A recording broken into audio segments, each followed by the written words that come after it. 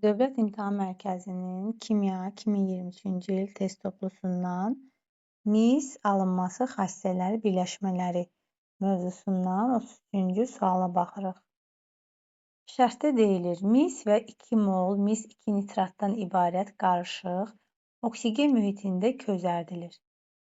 Reaksiyalar başa çatdıqdan sonra bərk qalığın kütləsi başlanğıc qarışığın kütləsinə bərabər olarsa, İlkin qarışıqda neçə qram mis olmuşdur? Gəlin baxaq. Burada iki reaksiya gedir.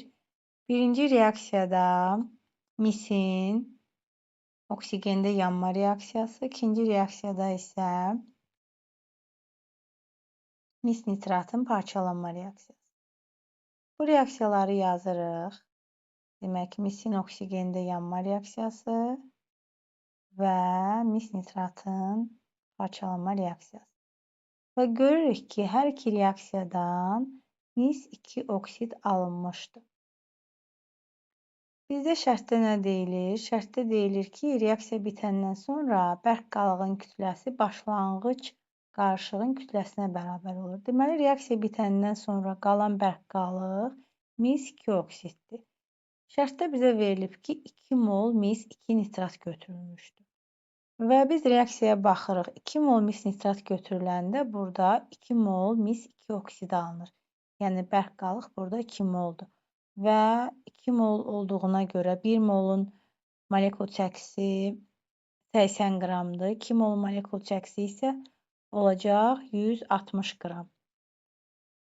Nə qədər mis götürdüyünü isə bilmirik. Onun molunu isə x götürəcəyik və burada alınan mis oksid də x olacaq.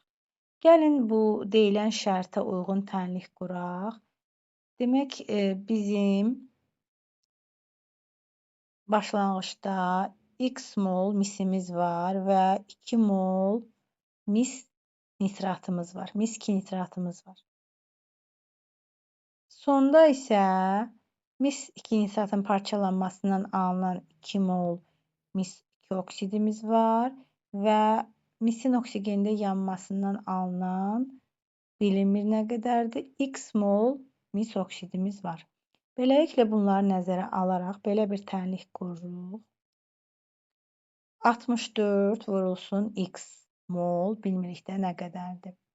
Üstə gələk 2 vurulsun 188. Yəni burada 188 mis 2 nitratın molekul çəkisidir.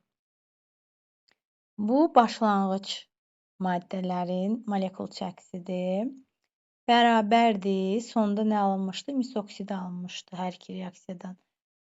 Bir reaksiyada bilinmir. Ona görə yazırıq x vurulsun 80. Mis oksidin molekul çəkisinə vururuq mol sayını x götürərək və 2 vurulsun 80. Bu isə mis nitratın parçalanmasından alınan 2 mol mis oksiddir ki, bunu biz artıq bilirik. Beləliklə, biz burada məchulu tapa bilərik. Məchulu tapmaq üçün tənliyi həll edirik. Və beləliklə, məlumlar bir tərəfə, məchullar bir tərəfə və hesablayırıq ki, 376 çıxaq 160 bərabərdir 16x-a. Buradan isə x-i hesablayırıq. Məlum oldu ki, misimiz 13,5 moldur. Və beləliklə, biz bu tənlikdə əsasən bunu yerinə qoymuşduq. 13,5 molu da misin molekul çəkisi, atom çəkisinə vururuq.